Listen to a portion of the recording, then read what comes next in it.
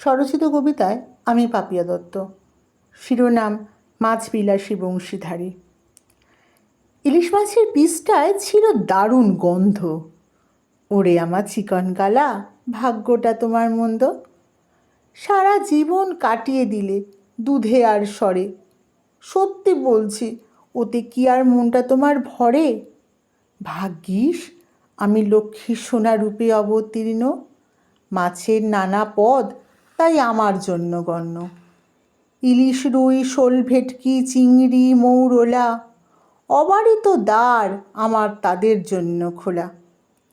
তবু যদি মনটা তোমার কেমন কেমন করে, ছলনার সুযোগটা নাও কাতান তুলে হাতে। কালীকৃষ্ণ রূপে ধরা দাও জগৎ সংসারে। উদ্দেশ্যটা আমি জানি, 7টা মাছের তরে। ফাঁস হলো কীর্তি তোমার, ভয় পাই না মোটে। পারলে একবার দেখা করো যমুনার তটে। কলসি কাকে দেব আমি রাধা রূপে ধরা।